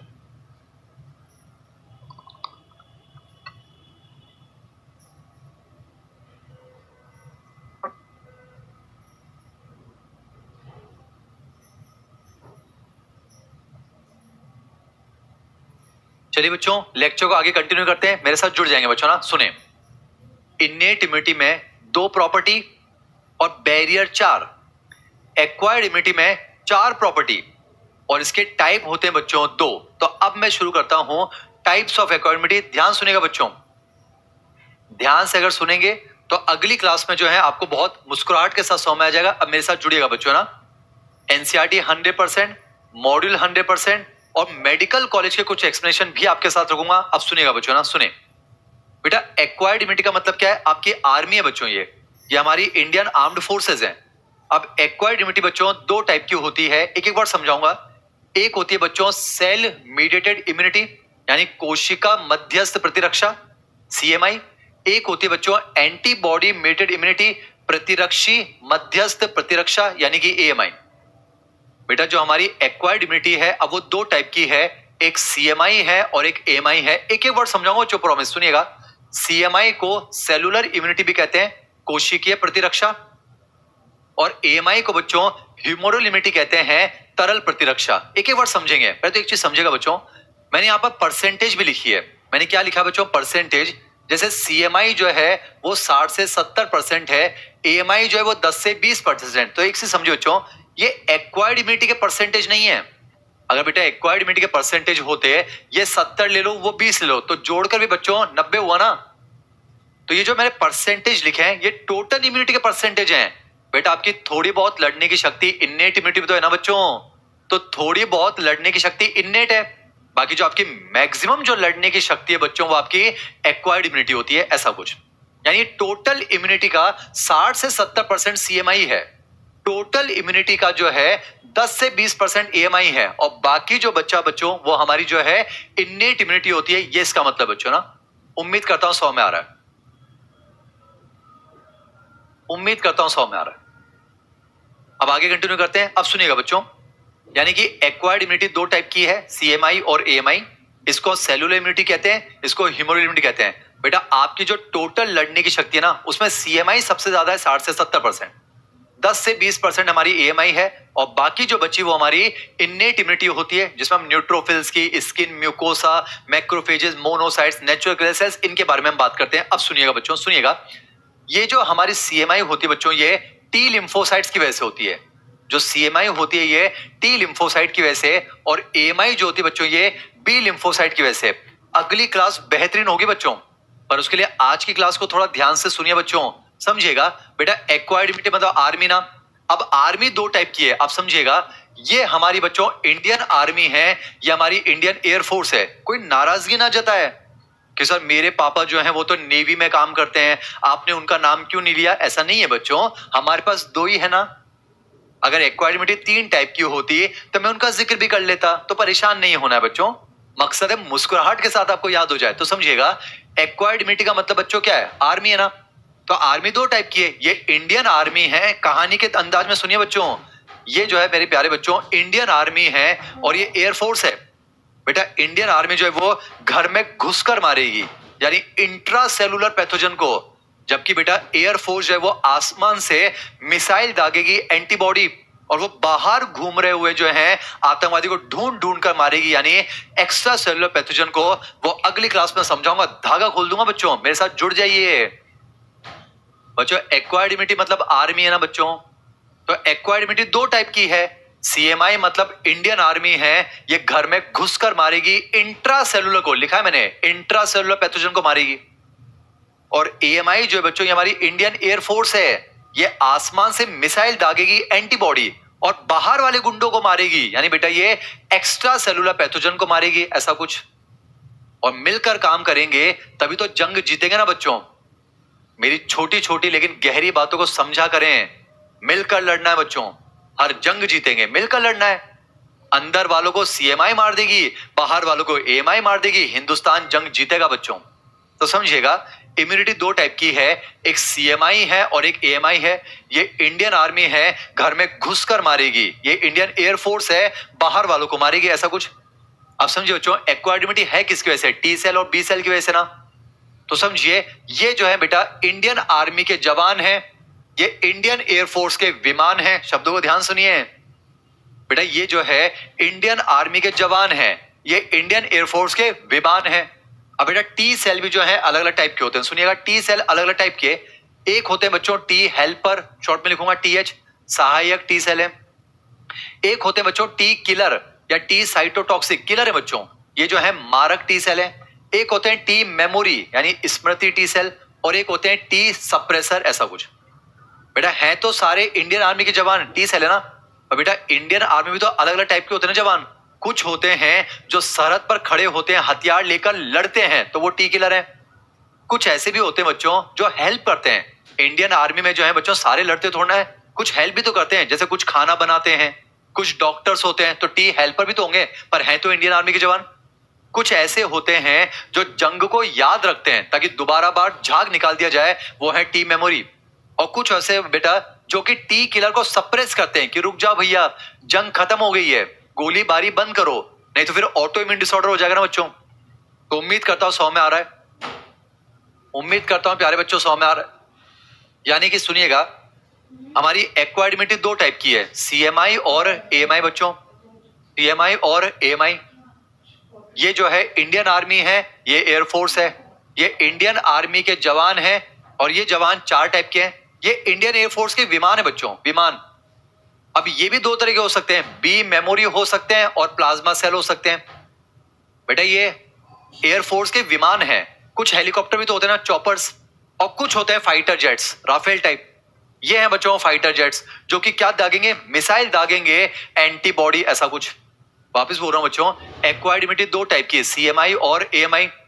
सीएमआई मिलती है टी सेल की वजह से, एएमआई मिलती है बी सेल की वजह से। अब कमाल की बात समझिएगा, नाम समझाता हूं बच्चों। मान लेते हैं ये हमारी बॉडी के सेल हैं, और मान लेते हैं बच्चों टिश्यू फ्लूइड है, ये टिश्यू फ्लूइड है। बेटा समझिए पैथोजन दो टाइप के ना, कुछ ऐसे हैं आतंकवादी जो सेल के अंदर छुपकर बैठे हैं, कुछ ऐसे हैं जो बाहर बैठे हैं। बच्चों हमें तो दोनों को मारना है ना, हमें दोनों को मारना है। अब समझिए अंदर वालों को सीएमआई मारेगी, बाहर वालों को एएमआई मारेगी, ये तो कंफर्म हो गया। इंडियन आर्मी अंदर घुस के मारेगी, एयरफोर्स बाहर वालों को मारेगी। पर समझिए यहां पर मार कौन रहे हैं, टी किलर। बेटा टी किलर खुद सेल होते हैं, सेल है बच्चों, टी किलर जो है वो खुद सेल है। तो यहां पर सेल खुद लड़ेंगे, तो ये है बच्चों सेल्यूलर इम्यूनिटी। बेटा सेल खुद लड़ेंगे ना, तो ये ऐसी लड़ने की शक्ति जो खुद सेल दे रहे हैं, बेटा सेल जाके लड़ रहे हैं, सेल्यूलर इम्यूनिटी, यानी सेल ने आपको वो इम्यूनिटी प्रोवाइड की है, सेल मेटेड इम्यूनिटी। पर यहां देखो बच्चों, सेल तो है प्लाज्मा सेल, पर प्लाज्मा सेल ने क्या बना दी बच्चों, एंटीबॉडी। तो यहां पर बच्चों प्लाज्मा सेल जाके थोड़ा ना जुड़ रहे हैं, जुड़ कौन रही है, एंटीबॉडी। तो फाइनली जुड़ तो एंटीबॉडी रही है ना बच्चों, तो ये है एंटीबॉडी मेटेड इम्यूनिटी। पर ध्यान से देखिए एंटीबॉडी जुड़ कहां रही है, उन एंटीजन से, उन पैथोजन से जो टिश्यू फ्लूइड में है। और फ्लूइड के लिए हमने वर्ड यूज किया था बेटा ह्यूमर, तो यहां एंटीबॉडी ह्यूमर में जुड़ रही है, इसीलिए इसको कहा जाता है बच्चों ह्यूमरल इम्यूनिटी। एक एक वर्ड समझा रहा हूं मैं,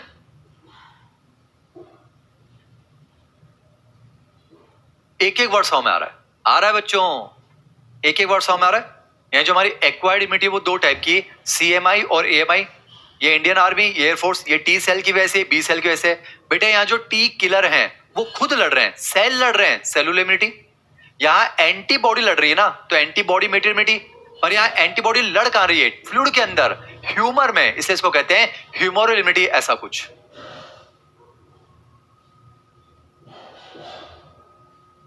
तो ये समझ में आ रहा है। अब आगे कंटिन्यू करते हैं, सुनिएगा बेटा। समझिए, हमने डिवीजन ऑफ लेबर किया है। डिवीजन ऑफ लेबर मतलब श्रम का विभाजन। एक चीज समझिए, जब हमारी बॉडी में पैथोजन घुसेंगे बच्चों, वो अलग अलग जगह फैल जाएंगे। कुछ सेल के अंदर होंगे, कुछ सेल के बाहर। तो अंदर वालों को जो है CMI मार देगी, बाहर वालों को AMI मार देगी। कैसे? वो अगली क्लास में। तो समझिए बेटा, मैंने लिखा है CMI जो है ना, ये पर्टिकुलर किसको मार रही है? इंट्रा सेलुलर पैथोजन को। और AMI किसको मार रही है मेरे बच्चों? एक्स्ट्रा सेलुलर पैथोजन को। पर समझिए, आपकी जो मैक्सिमम इम्यूनिटी बेटा वो तो CMI है ना। तो हमने CMI को फिर और भी काम दिए बेटा, हमने CMI को और भी काम दिए कि सेल के अंदर जो गुंडे हैं उनको तो मारो। पर बेटा जैसे ट्यूमर सेल होते हैं, कैंसर सेल, वो भी तो एब्नॉर्मल है ना। तो हमने कहा कि उनको भी आप ही मारो। वैसे आप ट्यूमर सेल को नेचुरल किलर सेल भी मारते हैं। तो बेटा आपकी मैक्सिमम इम्यूनिटी यही तो है ना। तो सिर्फ एक काम थोड़ा ना करेंगे, बहुत सारे काम करेंगे ना बच्चों। तो जो हमारी CMI है बच्चों, ये ट्यूमर सेल को भी मारते हैं। Very important. अगला सबसे इंपॉर्टेंट बच्चों, ये जो है बच्चों इनकॉम्पिटिबल जो टिश्यू ट्रांसप्लांट्स होते हैं। इनकॉम्पिटिबल मतलब बच्चों, बिना मैचिंग के अगर हम कोई टिश्यू किसी डोनर से ले लें या कोई ऑर्गन ले लें, तो उसको भी जो है बच्चों हमारी टी सेल ही डैमेज करते हैं। ये समझाऊंगा बाद में, ये बाद में समझाऊंगा बच्चों। समझिए, पहले तो समझिए कौन सेल्फ है कौन नॉन सेल्फ है, इनमें डिफरेंस करना। इन्नेट इम्यूनिटी को आता है या एक्वायर्ड को? एक्वायर्ड को। अब एक्वायर्ड में बच्चों एक तो टी सेल और बी सेल, ये सिर्फ और सिर्फ टी सेल को आता है, बाद में समझाऊंगा बच्चों। यानी सिर्फ और सिर्फ टी सेल को सिखाया जाता है कौन अपना है कौन पराया है। ध्यान सुनिए बच्चों, सिर्फ टी सेल को सिखाया जाता है कौन अपना है कौन पराया है। बी सेल को नहीं सिखाने की जरूरत है, वो अगली क्लास में समझाऊंगा बच्चों। सिर्फ जो टी लिम्फोसाइट्स है ना बच्चों, उन्हीं को सिखाया जाता है कौन अपना है कौन पराया है। यानी कि सिर्फ टी सेल वही अपने पराये में डिफरेंस कर सकते हैं। अब अगर आपने बिना मैचिंग का कोई ऑर्गन ले लिया या टिश्यू ले लिया, कोई ग्राफ्ट ले लिया, तो टी सेल को पता चलता है कि यार ये पराया है, और टी सेल उसको रिजेक्ट करते हैं। तो वेरी इंपॉर्टेंट एनसीईआरटी का स्टेटमेंट, नीट 2026 का क्वेश्चन होना चाहिए बच्चों। समझ में आएगा बाद में, पर इसको याद भी रखना है बच्चों। एनसीईआरटी का स्टेटमेंट है एज इट इज। बेटा एनसीईआरटी का स्टेटमेंट है as it is, the body is able to differentiate self and non self. बेटा यहां लिखा हुआ है हमारी जो बॉडी है वो सेल्फ और नॉन सेल्फ में डिफरेंशिएट कर सकती है। तो यहां बॉडी का मतलब इन्नेट नहीं है, एक्वायर्ड है। पर एक्वायर्ड में भी क्या है बच्चों? टी सेल्स है। जब यहां बॉडी कह रहा है, इसका मतलब मेरे बच्चों टी सेल्स की बात कर रहा है। समझाऊंगा आपको बाद में। सिर्फ टी सेल्स ही अपने और पराये में डिफरेंस पता कर सकते हैं। इसीलिए बच्चों जो टी सेल्स होते हैं या फिर जो सीएमआई है, it is responsible for the graft rejection. Very very important, NEET 2026 का क्वेश्चन हो सकता है। इसको आप अच्छे से पढ़िएगा बच्चों।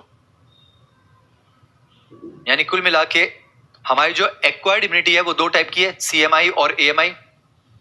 सीएमआई जो है वो टी सेल की वजह से, एएमआई जो है वो बी सेल की वजह से। समझ में आ रहा है बच्चों? सीएमआई टी सेल की वजह से, एएमआई बी सेल की वजह से। यहां टी किलर खुद मार रहे हैं सेलुलर, यहां एंटीबॉडी मारेगी तो एएमआई, ऐसा कुछ। सीएमआई जो है वो अंदर वाले पैथोजन को मारेगी इंट्रा सेलुलर, एएमआई बाहर वालों को मारेगी एक्स्ट्रा सेलुलर। और किसी अननोन ग्राफ्ट का रिजेक्शन जो है वो टी सेल्स करते हैं बच्चों। ये लाइन ध्यान रखिएगा, ऐसा कुछ। अब मैंने यहां पर एक और चीज लिखी बच्चों, जब भी हमारी बॉडी में कोई पैथोजन आएगा ना, तो बच्चों उसकी मल्टीपल कॉपीज होंगी। हम तो सबको मारना चाहते हैं।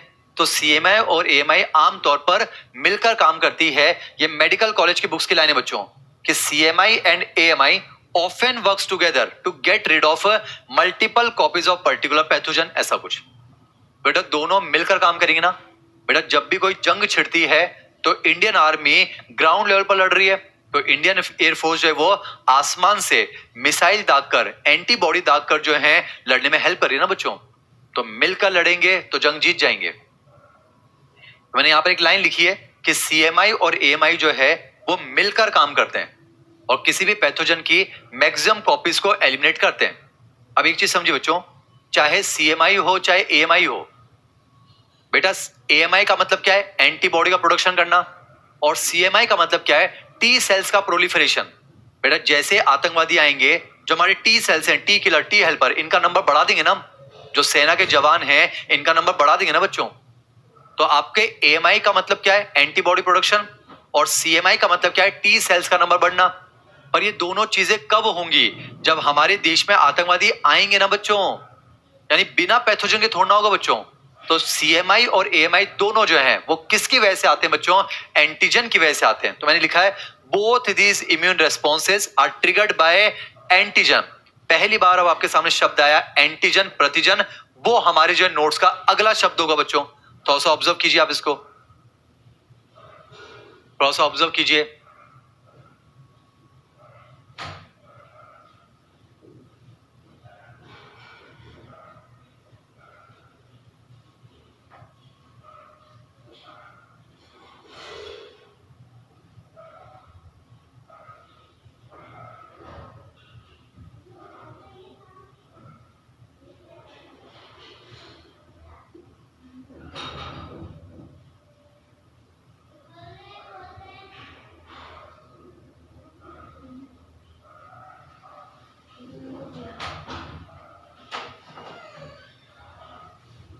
काजल लिख रही है मजा आ गया सर आज तो। थैंक यू सो मच बेटा।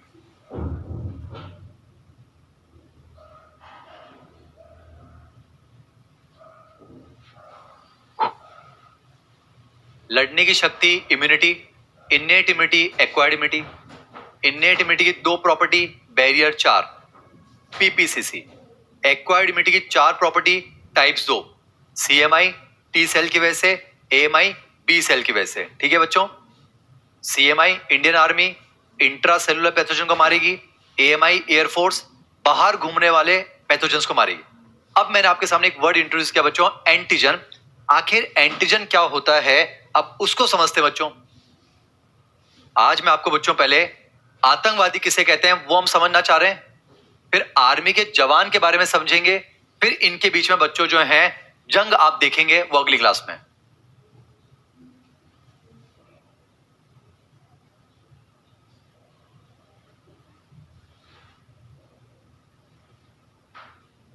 हिमेश लिख रहा है ओजी लेक्चर। सिद्ध लिख रहा है अमेजिंग सर।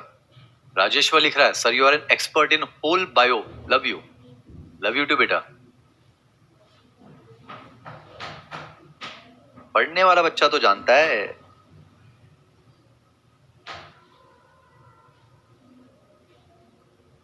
चलिए बच्चों, अब मैं आपको एंटीजन के बारे में आज बता रहा हूं बच्चों। बच्चों अगली क्लास में हम जो हैं आतंकवादी और आर्मी के बीच में जंग करवाएंगे ना बच्चों। पर उस जंग से पहले आपको दो चीजें पता होनी चाहिए बच्चों, कि एक तो आतंकवादी है कौन और आर्मी के जवान है कौन। तो इस स्लाइड से हम ये समझेंगे कि आतंकवादी है कौन। ये बच्चों मेडिकल कॉलेज का एक्सप्लेनेशन है, पर ये वैक्सीनेशन में काम आएंगे, इसलिए मैं आपकी जो है हेल्प करना चाह रहा हूं। अब सुनिएगा बच्चों ना, सुने। आइए बता, आज हम ये समझते हैं बच्चों एंटीजन कहते किसे हैं बच्चों। ये समझते हैं एंटीजन। एंटीजन जो है बच्चों एग्लूटिनोजन कहा जाता है। अब एंटीजन को समझिए, शॉर्ट में इसको बच्चों ऐसे एजी भी लिखा जाता है एंटीजन। बच्चों आज जो है मैं आपको आतंकवादी बता रहा हूं, पहले ध्यान सुनिएगा। और फिर जो है हम आर्मी के जवान के बारे में पढ़ेंगे, टी सेल और बी सेल के बारे में, तभी तो अगली क्लास में इनमें भिड़ंत होगी ना बच्चों। तो ध्यान सुनेगा, पहले समझते हैं एंटीजन के बारे में ना। पहला पॉइंट मैंने लिखा है बच्चों डेफिनेशन। आप मेहनत देखिए बच्चों, आप मेहनत देखिए। जहां पर पिछला पेज खत्म हुआ एंटीजन, वहीं से अगला पेज शुरू हो रहा है। बहुत मेहनत से नोट्स बनाए बच्चों, पूरी मेहनत चल रही बच्चों। जहां एंटीजन खत्म हुआ वहीं से पेज शुरू हो गया। अब सुनिएगा ना, आइए पहले समझते हैं आतंकवादी कहते किसे हैं, गुंडा किसे कहते हैं वो समझे, एंटीजन कहते किसे हैं उसको समझिएगा ना। सुने बेटा, मैंने यहां पर एंटीजन की डेफिनेशन लिखी है। पहले डेफिनेशन देखिए क्या लिखा हुआ है, any substance which is recognised as foreign and provoke immune response. समझे बच्चों, मैं आपको एक चीज समझा दूं बच्चों, एंटीजन जो है वो सेल्फ एंटीजन भी होते हैं बच्चों। जैसे कि आपको पता है हमारे आरबीसी के ऊपर ब्लड ग्रुप के एंटीजन्स होते हैं ना बच्चों। हमारी आरबीसी के ऊपर जो है ब्लड ग्रुप के एंटीजन्स होते हैं। जैसे मान लो अगर मेरा ब्लड ग्रुप ए है तो ए एंटीजन होगा ना बच्चों। पर वो ए एंटीजन तो मेरा खुद का एंटीजन है ना बच्चों। बच्चों जो ए एंटीजन है वो तो मेरा खुद का होगा ना, वो तो सेल्फ एंटीजन है। समझिए बेटा, जैसे हमारे आरबीसी के ऊपर ब्लड ग्रुप के एंटीजन्स होते हैं ना बच्चों, हमारे आरबीसी के ऊपर ब्लड ग्रुप के एंटीजन है ना, पर वो तो हमारे सेल्फ एंटीजन है ना बच्चों, सेल्फ एंटीजन।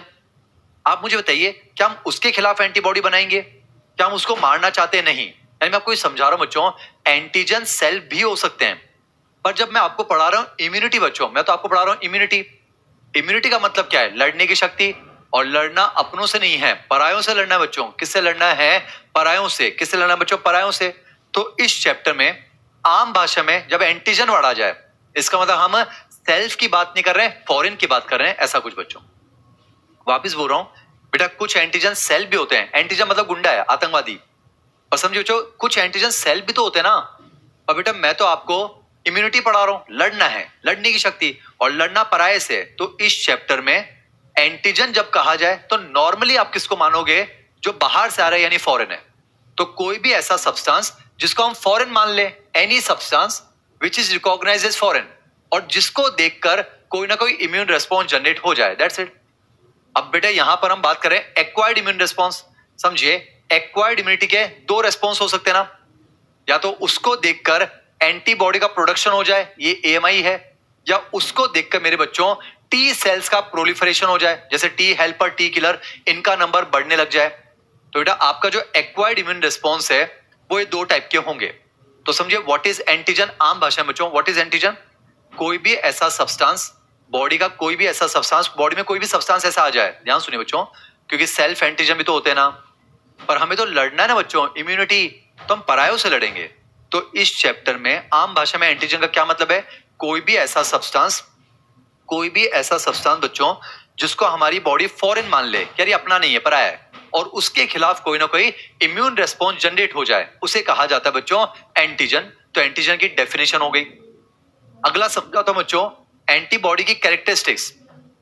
ये वैक्सीनेशन, टीकाकरण में काम आएगा, इसलिए समझा रहा हूं बच्चों, ध्यान सुनिएगा।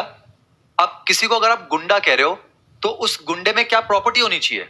मतलब किसको आप गुंडा कहोगे, उसमें क्या प्रॉपर्टी है वो सुनिएगा बच्चों। गुंडे में क्या प्रॉपर्टी होनी चाहिए? मैंने इधर लिखा है एंटीजन यानी गुंडा, और ये बच्चा हमारी आर्मी के रिस्पॉन्स है, ये समझ में आ रहा है? अब सुनिएगा, गुंडे में दो प्रॉपर्टी होनी चाहिए, सुनिए बच्चों। एक होता है एंटीजेनिसिटी, उसी को कहते हैं इम्यूनोजेनिसिटी, और एक होता है रिएक्टिविटी। दोनों को समझिए बच्चों, ऐसे एंटीजेनिसिटी, ऐसे रिएक्टिविटी। अब समझिएगा बेटा, ये शब्द काम आएगा वैक्सीनेशन में।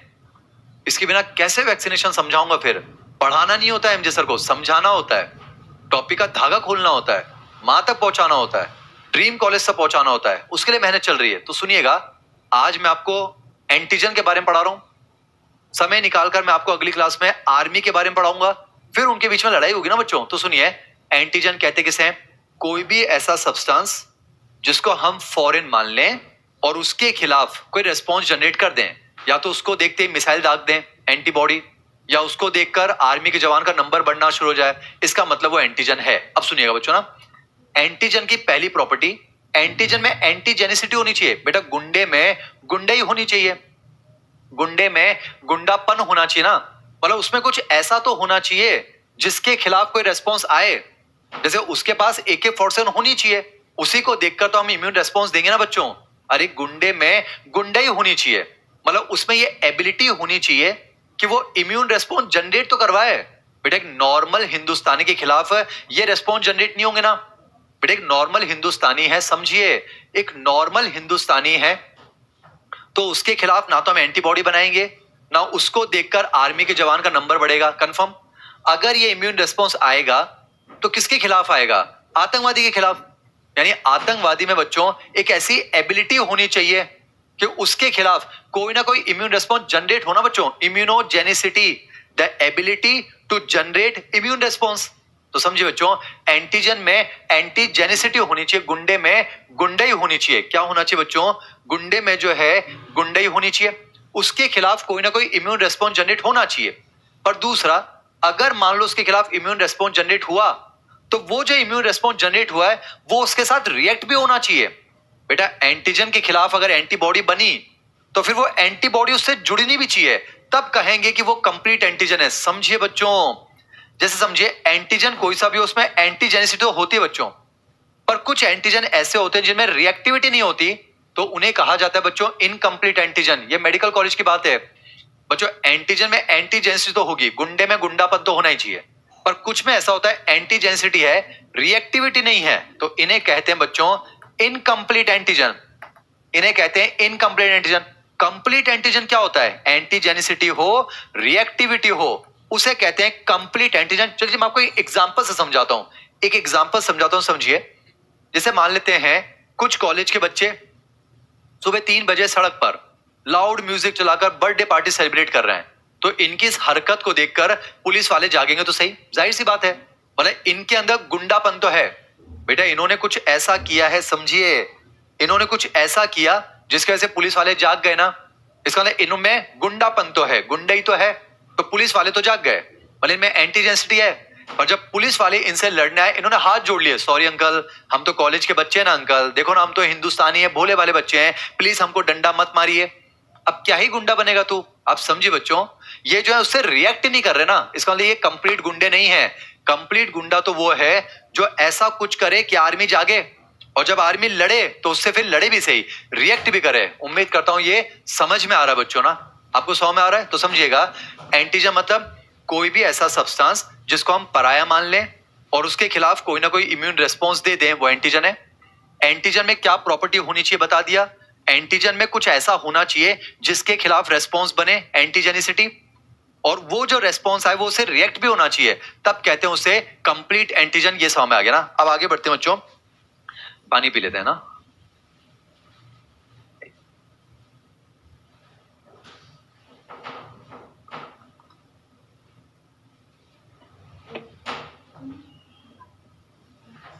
अगला सुनिए बच्चों, अब मैंने ये लिखा है which can act as an antigen. आखिर कौन है जो आतंकवादी की तरह काम कर सकता है? इसको ध्यान सुनेगा बच्चों, मैंने इसमें दो लिखा है, माइक्रोबियल एंटीजन और नॉन माइक्रोबियल। याद कीजिए, माइक्रोब का मतलब याद है बच्चों, पैथोजन, जैसे बैक्टीरिया पूरा एक माइक्रोब है। अब ध्यान सुनिएगा, पूरा माइक्रोब एंटीजन हो सकता है या उसका पार्ट भी तो हो सकता है ना बच्चों। जैसे कि सांप हमारे लिए खतरनाक है, जहर खतरनाक है, एक चीज समझिए बच्चों, या तो बैक्टीरिया बॉडी में घुस जाए वो भी हमारे लिए अच्छी बात नहीं है, या उस बैक्टीरिया का कोई टॉक्सिन घुस जाए वो भी तो अच्छी बात नहीं ना बच्चों। समझिए, मैंने लिखा है एंटायर माइक्रोब और ए पार्ट ऑफ इट। जैसे समझिए बच्चों, मान लेते हैं ये बैक्टीरिया है, आपको पता है बैक्टीरिया में सेल मेम्ब्रेन भी है, मान लेते हैं सेल वॉल है, ऐसे कैप्सूल है, ऐसे मान लेते हैं फ्लैजेला है। बेटा एंटीजन मतलब गुंडा ना, समझिए, हमारे शरीर में अगर मान लो पूरा बैक्टीरिया घुस गया तो बेटा वो जो है हमारे लिए एंटीजन है ना। पर समझिए अगर उसका कोई पार्ट आ जाए, जैसे कि मान लो उसकी सेल वॉल का कोई कंपोनेंट, उसके फ्लैजिला का कोई कंपोनेंट, मान लेते बेटा उसका कोई जहर ही आ जाए, टॉक्सिन, वो भी तो हमारे लिए एंटीजन है ना बच्चों। तो मैंने क्या लिखा है, वो कौन है जो एंटीजन हो सकता है? माइक्रोबियल एंटीजन, या तो पूरा का पूरा माइक्रोब बच्चों, या उसका कोई पार्ट। ये काम आएगा जब मैं आपको टॉक्सॉइड वैक्सीन समझाऊंगा, तो वहां काम आएगा बच्चों, वहां के लिए मेहनत कर रहे हैं। तो समझिएगा, पूरा का पूरा माइक्रोब एंटीजन हो सकता है या उसका कोई पार्ट। बेटा एंटीजन मतलब गुंडा, या तो पूरा बैक्टीरिया वो भी हमारे लिए गुंडा है, या उसका कोई पार्ट आ जाए वो भी हमारे लिए गुंडा है। जैसे कि मैंने लिखा है chemical components of bacterial cell wall, उसकी फ्लैजिला का कोई पार्ट, कैप्सूल का पार्ट, या फिर माइक्रोबियल टॉक्सिन, ये ध्यान रखना, ये काम आएगा। अब बच्चों कुछ एंटीजन ऐसे भी होते हैं, बेटा कुछ एंटीजन ऐसे भी होते हैं जिनका माइक्रोब से कोई लेना देना नहीं है। जैसे फॉर एग्जांपल बच्चों, जैसे पोलन ग्रेन है, माइक्रोब नहीं है, प्लांट का पार्ट है बच्चों, पर पोलन ग्रेन की वजह से कुछ लोगों को में एलर्जी हो जाती है। एलर्जी पढ़ाऊंगा बच्चों मैं आपको, एलर्जी इम्यून रेस्पॉन्स है ना बच्चों, और इम्यून रेस्पॉन्स हमेशा एंटीजन के खिलाफ आएगा। यानी हमारी बॉडी पोलन ग्रेन को क्या मान रही है? एंटीजन मान रही है ना बच्चों। तो कुछ नॉन माइक्रोबियल भी होते हैं, जैसे कि पोलन ग्रेन है, जैसे बेटा एग व्हाइट है, मैंने लिखा इनकॉम्पिटेबल ब्लड सेल। बेटा बिना मैचिंग के अगर हम ब्लड सेल ले लेंगे तो देखिए, आपने किसी इंसान से ब्लड लिया ना, माइक्रोब से तो नहीं लिया, पर अगर वो मैचिंग नहीं हुई तो हमारा इम्यून सिस्टम उसको एंटीजन मान रहा है, तभी तो ग्राफ्ट का रिजेक्शन हो रहा है बच्चों। तो कौन एंटीजन हो सकता है? माइक्रोबियल एंटीजन है, और बच्चों नॉन माइक्रोबियल है, ऐसा कुछ। आज मैं आपको ये समझा रहा हूं बच्चों एंटीजन के बारे में, आतंकवादी के बारे में पढ़ रहे हैं, तो आतंकवादी की डेफिनेशन हो गई, गुंडे में क्या प्रॉपर्टी होती है वो बता दिया, कौन गुंडा हो सकता है वो बता दिया। अगला मैंने लिखा बच्चों गुंडे का केमिकल नेचर। तो समझिएगा, एंटीजन जो है बच्चों लार्ज कॉम्प्लेक्स मॉलिक्यूल्स होते हैं, यूजुअली ये क्या होते हैं? प्रोटीन्स, ये ध्यान रखना बेटा। एंटीजेंस जो हैं वो ग्लाइकोप्रोटीन वगैरह भी हो सकते हैं, मोस्टली जो एंटीजेंस होते हैं बच्चों वो प्रोटीन्स होते हैं। एक लास्ट पॉइंट बता रहा हूं बच्चों, थोड़ा सा हेडेक हो रहा है, फीवर भी है, लास्ट पॉइंट बताऊंगा फिर लेक्चर बंद करूंगा बच्चों, इसको ध्यान सुनिएगा। एक मैंने लिखा है एक्स्ट्रा पॉइंट, इसको समझिएगा।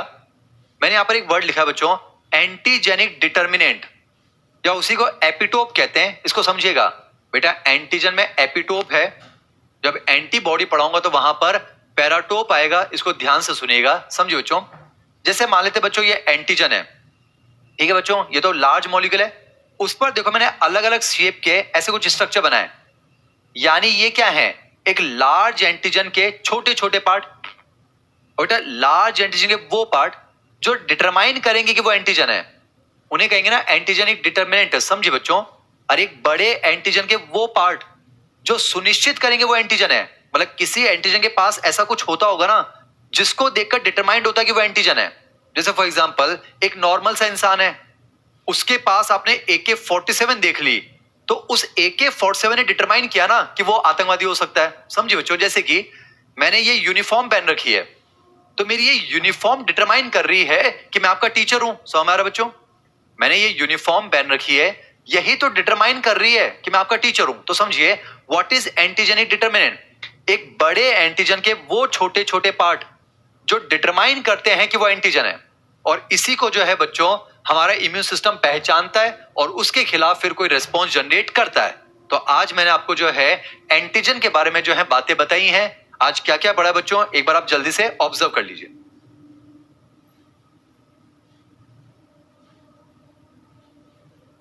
बच्चों आज की क्लास को हम यहीं पर टर्मिनेट कर रहे हैं। एक बार आप ऑब्जर्व कर लीजिए, आज मैंने आपको आतंकवादी बताया, अगली क्लास में आपको आर्मी के जवान बताऊंगा बच्चों। बेहतरीन क्लास कि टी सेल क्या है, बी सेल क्या है, आर्मी के जवान कहां पैदा होते हैं, कहां उनकी ट्रेनिंग होती है। फिर जब हम आतंकवादी पढ़ चुके हैं, आर्मी जवान पढ़ चुके हैं, फिर उनके बीच में बच्चों हम जंग करवाएंगे और जंग हम ही जीतेंगे बच्चों, कन्फर्म है। एक बार आप ऑब्जर्व कर लीजिए बच्चों।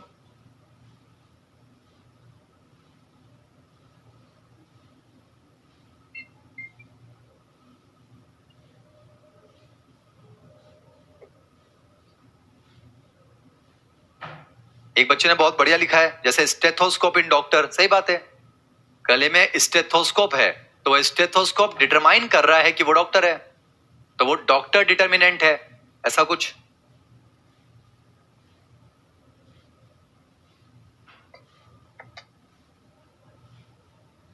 आज हमने एंटीजन के बारे में पढ़ा है बच्चों ना, एंटीजन। तो अगली क्लास में बच्चों हम डिस्कस करेंगे CMI के कंपोनेंट टी सेल के बारे में, AMI के कंपोनेंट बी सेल के बारे में। तो एंटीजन पढ़ लिया, हम आर्मी के जवानों के बारे में पढ़ेंगे और फिर उनके बीच में बच्चों आप जो हैं जंग होते हुए देखेंगे और जीत हमारी होगी। तो अगली क्लास में बच्चों इसको आप रिवाइज करके जरूर आइएगा, फिर हम शुरुआत करेंगे CMI और AMI को थोड़ा डिटेल के अंदर। तो आज की क्लास को यहीं पर बंद करते हैं। थैंक यू सो मच बच्चों।